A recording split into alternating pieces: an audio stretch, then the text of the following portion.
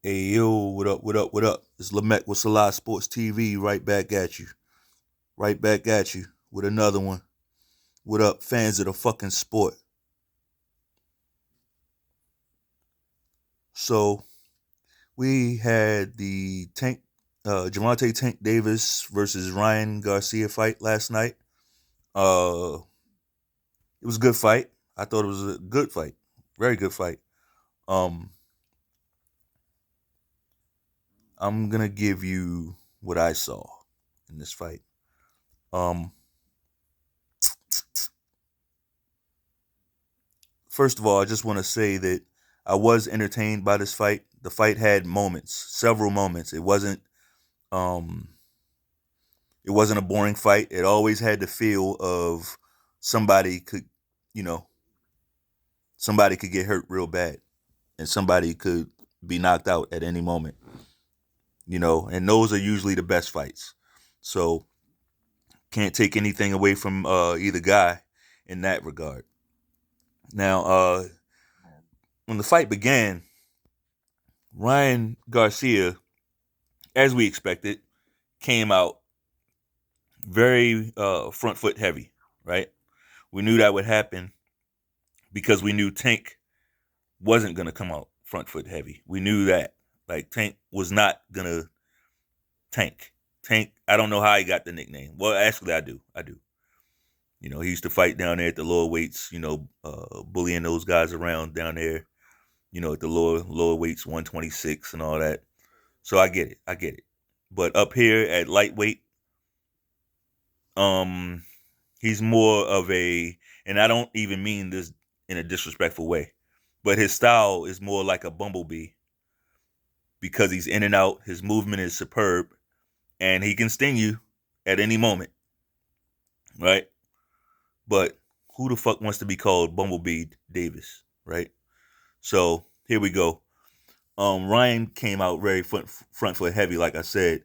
He one thing I noticed, he did not attempt to gain that lead foot advantage.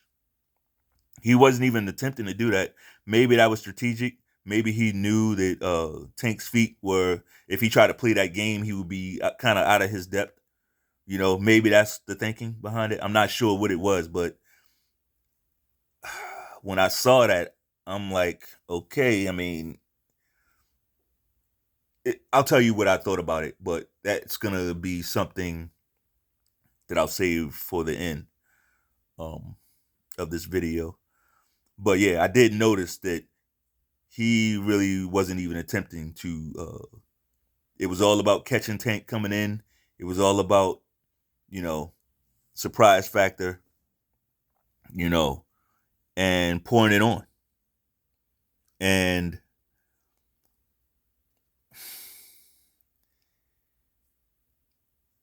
that, I've seen it work, but there's levels to this. So you can do that against somebody, but you can't do that against everybody, right? You can do that against some guys, but you definitely can't do that against everybody, you know. And Tank, he's a thinker in the ring, you know. The guy knows what to do. The guy knows what to do. So you're gonna have to be thinking with him.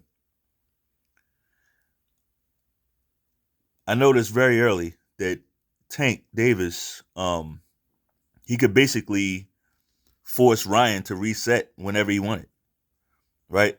He was making Ryan reset at will. He was basically controlling Ryan with his feet, with his movement. You know, Tank just he basically, Ryan had to restart his offense every few seconds, basically, because Tank just kept stepping over, making him reset. I can't say it any other way. That is, it can be frustrating.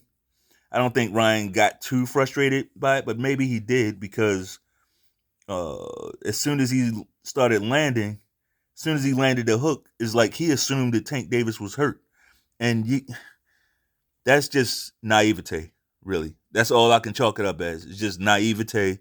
Like, look at the size of Tank Davis's head. That motherfucker got a water tank for a head. He's not hurt by your one left hook, bro. Like you gotta do a little bit more work. Again, I think I know why that happened. I'll save it for the end, right? I think I know why that happened. Um, but just strategically, I understand why Ryan did it that way. A lot of people saying he was doing too much. And look, I always preach that you have to put something on the guy early. It's like putting money in the bank. Put something, make him feel your power early in the fight. That sets up the rest of the fight. And I think that's what Ryan Garcia was trying to do. He's trying to get his respect early in the fight, right? He's trying to gain some respect and put some fear in Tank early in the fight. And I'm okay with that strategy. But then it comes down to tactics, right? Your tactics are how you're going to pull that strategy off. And that's where the mistakes came in. You know? So he comes in, he catches him with the left, but then he starts throwing wild left and right hooks. Like, you're not going to beat a Tank Davis like that. It's like he was really going for that second round knockout. He really was standing on that. I can appreciate it. He said that's what he wanted, and he went for it, but he paid for it. Like, the guy, for one, you broadcast, you already told him that you wanted to get him, you was going to get him out in the second round. So once he sees you coming out like that, he's like, oh, he's going to try to get me out in the second round. Now he knows your game plan. It makes you that much easier. That's why sometimes it's just better to shut the fuck up. Sometimes it's just better to shut the fuck up. In war, we don't broadcast our moves. We don't tell the enemy, all right, what I'm going to do is at 4:00, I'm going to bomb this city and I'm going to do this and do that. Like, we don't do that.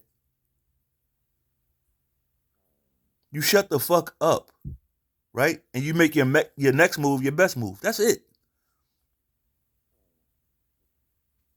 But I get it. You got to sell the fight and everything. Cool. But he paid for that. Coming in with those wild hooks like that. He got dropped early, flash knocked down. I don't think he was hurt at all.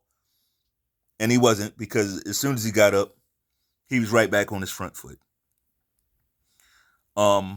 Something else that I noticed, Tank Davis's feints were affecting Ryan Garcia. Every feint he responded to, right? Especially after the knockdown, because you had to. You had to. Once you get knocked down, those feints become that much more powerful. I thought Ryan did a good job of trimming the ring. I thought he did a good job of trimming that ring against Tank. Tank, it's just that Tank Davis's movement is better. It's better than Ryan's. But Ryan cut the ring off pretty good. I saw a couple times where he stopped Tank from going where he wanted to go and was able to get some shots off. Ryan is good. He's good, but it's levels. It's levels to it. Ryan is not A level yet. And I don't know if he will be until he gets it. He got to get some bounce in his step. Got to get a little bounce in his step. And I don't know why he doesn't have that. He has the type of power where he should be able to punch on the move. He's got a lot of pop in his hands. He shouldn't be worried about that. And you talk about fighting guys like Haney and them, like, you're gonna have to move a little bit. You can't stand there. You can't be a statue. You can't do that against everybody. Something I've noticed, people keep saying that Ryan got overconfident. I saw that Terrence Crawford, he tweeted, yeah, he got overconfident. I disagree with that. And, I got Terrence Crawford right now. He's my current pound for pound #1 fighter in the world, right? But I do disagree with the fact that Ryan Garcia was overconfident. What I think it was is the guy was trying to win that fight earlier than 12 rounds. Well, damn, Lemekh, why do you say that? Why do you say he was trying to win? What makes you so? You ready? Ding. He was fucking drained. Remember? He was fucking drained. He wasn't trying to go 12 rounds in this fight. He knew he'd have been dead meat going 12 rounds. He would have looked like a soggy fucking sandwich by the 12th round in this fight. He was drained. Right? That's why he wasn't playing the lead for the advantage game. He was trying to land something on this guy, get him hurt, and get him out of there. That was his only play. Like, once this fight was made, the fight was won in the contract. Yeah, see, that's how it goes. That's how it goes. See, these guys, these PBC guys, they're not smart. They're not smart. Like,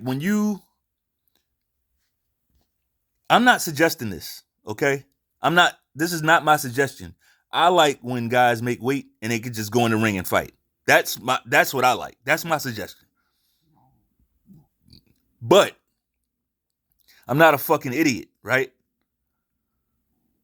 I'm not a fucking idiot. I'm actually, I'm pretty on top of a lot of things, right? When you're gonna have a contract like this, where you're basically winning the fight in the contract, you know what? You also have to have some NDAs, right? You have to have some NDAs, non-disclosures, so that secret don't come out, right? You got to have that. You got to keep that shit a secret because you ain't going to get no credit from this. Not only did he not have NDAs, right? Ryan Garcia was allowed to do the media rounds and tell everybody what he was doing in that contract. Not only that, you got an idiot for a fucking promoter, Leonard Ellerby, who I think Leonard Ellerby, I think he's a grade A faggot, personally. I think he is, man. But whatever. It really doesn't matter in this fight. You know, it doesn't really matter. I'm just a side note. Right? Just pin that one right there. The man's a weirdo. But when you got Leonard Ellerby going up there shaking his neck like some pissed off chick, talking about, that's what the A-side fighters do. You took all your fucking fighters. Going up there having a temper tantrum, basically saying that's what A fighters do, which is not. It's not. Like, the fight was won in the contract. They had a late weigh-in on Friday. The fight, like, they had a late weigh-in on Friday, 3 p.m., right? And then the day of, you had another weigh-in on the day of the fight. So you're not allowing this guy to come in that ring as himself. I'm sorry, man. That's chicken shit. That's chicken shit. Real respect real. Real respect real. Real don't respect this. But see, a lot of you cocksuckers, like, y'all get wrapped up in the emotions of the fight and everything. And it's like, ooh, he won. Like, you forget all that shit. I don't forget that. I didn't forget that shit. I didn't forget what he did. The fight was already, like, come on, bro. I didn't even know they had, like, when I made my prediction video, and I probably still would have stuck by it, you know, whatever. Here's the thing. It's boxing. It's sports. I don't give a fuck about being wrong on a prediction. Get the fuck out of here. If you think I'm falling apart because a prediction was wrong and you fucking fanboy cocksuckers, like, stand by, because I'm going to be wrong some more, right? But I guarantee you I'll be right more than I'm wrong. The point is, the fight was won. He made sure the fight was won in the contract. I didn't know they had another weigh-in on the day of the fight. And then that weigh-in was like at 11. Like they did everything to make sure this kid was drained. And he did his best rehydrating, I'm sure. Like he did his best. But this ain't cool, man. Like Floyd didn't even do this. Floyd fought a young bull named Saul Canelo Alvarez. Right? Above his weight. And yeah, he fought him at a catch weight, 152. Fine. I'd have been fine. I was fine with this catch weight. I was fine with this catch weight. But all that rehydration shit, that's borderline dangerous. That's dangerous. It's fucking dangerous. And it definitely played a part in that stoppage. No, I'm not going to celebrate this. And the fucked up part about it is I want to celebrate victories. I don't want to have to go to this inside baseball shit. I just want to do the weigh in and fight. But when you're doing all this shit, I'm not going to sit there and ignore it and act like you didn't do it. I'm not a hoe. I remember what you did, and I don't like that shit. See, you cocksuckers, you are supporting this shit, but when it happens to a fighter that you like, right? When it goes the other way, you'll be on the other side of the fence. You stand for nothing. You stand for absolutely nothing. I give Canelo the same work that I'm giving Tank right now because of all that contract bullshit. I don't like it. It's not good for the sport. I'm consistent. I'm consistent. I can't talk shit about Canelo and what he does in his contracts and then say, oh, he's black, so I'm going to stay on code. I don't do that. I'm on code with the truth. I ain't on that racial idolatry that y'all on. I'm not on that racial idolatry that y'all are on.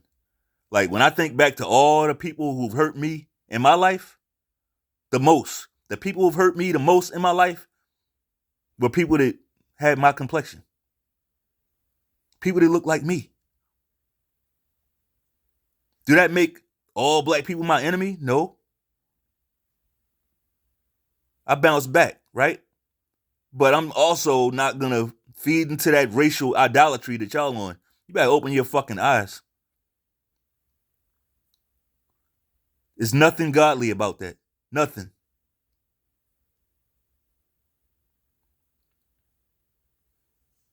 Yes, the fight was won in the contract. The fight was won in the contract.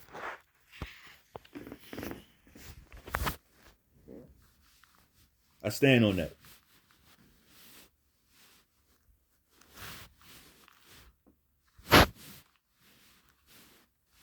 I don't see how you call yourself a boxing fan.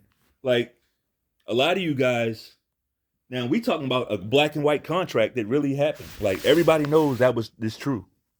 Like, Tank admits it. And then not only the contract, right? But once he went on ESPN a day before the fight and said, you don't have no energy because you can't even eat right now. He was bragging about his opponent not being 100% because of what he did to the contract. Bragging on it. And y'all okay with that? Y'all okay with that shit? Y'all really all right with it? That's weird to me. That's extremely weird to me. Like, imagine Tyson Fury doing that to Deontay Wilder. Well, maybe that's a bad example because they're heavyweights, right? Imagine Kambosos doing that to Devin Haney. Yeah, Devin Haney looked drained, but that's because he was struggling to make the weight. It was no rehydration clause. Devin came into that ring looking like Devin Haney. But imagine if Kambosos put a hydration clause on him. the same cocksuckers looking past this, you would be up in arms, screaming and yelling, talking about Kambosos is cheating. You have your standards waver for people that you like. Right? Your standards waver for people that you like. I'm different. I stand on my square. If it's right, then it's right, and if it's wrong, it's wrong. If it's good, it's good, and if it's bad, it's bad. Y'all mix and match, though, depending on who you like. You see the difference? Anyway, Tank Davis got the victory, man. He got the victory in the contract, went out there and did what he's supposed to do. How was he going to lose this fight? I mean, geez. There's no way for him to lose the fight.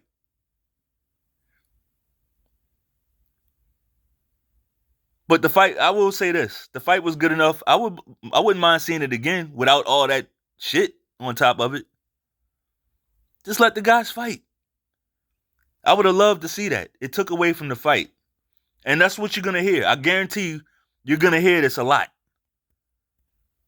See, these guys, they think they're so smart, but you just fucked this guy, man. You fucked Tank Davis with this. You took away from his legacy. People are going to remember this. Like Ryan Garcia got 4 million fucking social media followers. People don't like that shit, man. The best thing you could have did was have a fair fight and beat him that way. But you couldn't quite do that, could you? Anyway, on to the next. Now we have Tank Davis, and very peculiar. Tank Davis, all of a sudden now he's calling out Devin Haney. Devin Haney, right? That's what we want next. Devin Haney. Well, Devin Haney's a little busy, right? Devin Haney's a little busy.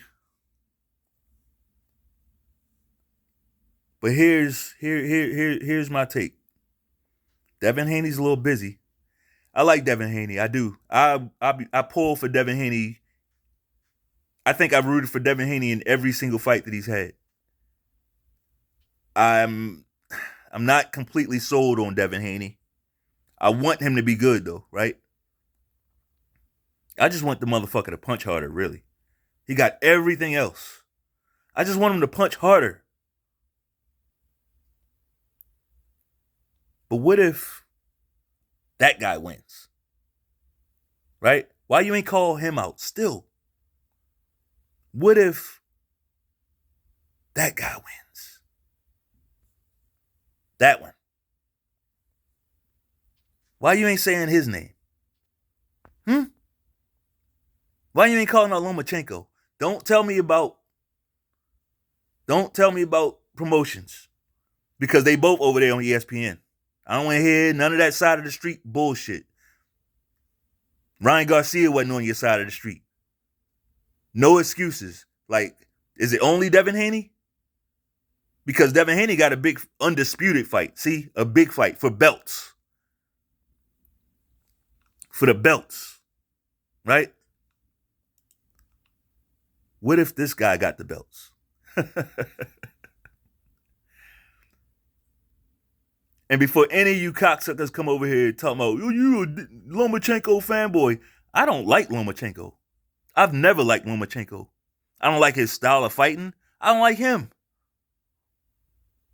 Don't make me that guy. But what I'm saying still stands. It's true.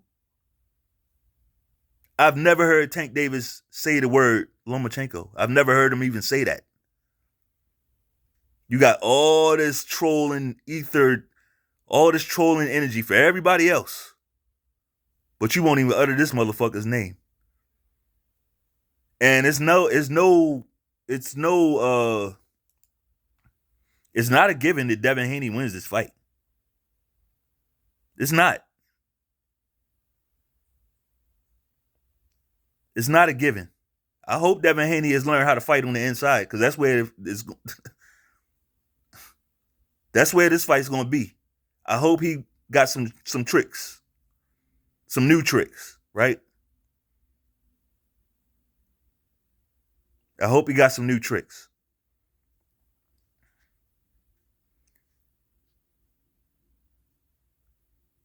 See, Lomachenko couldn't rush Tio like that because Tio can punch.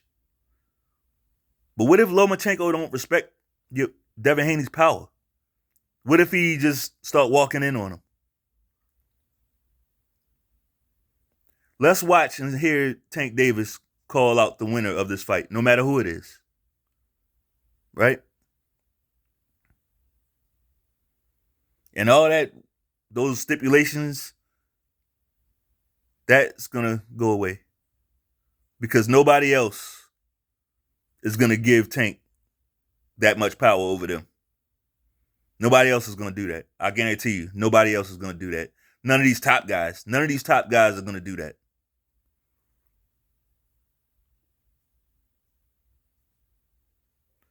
So, hey, that's all I got.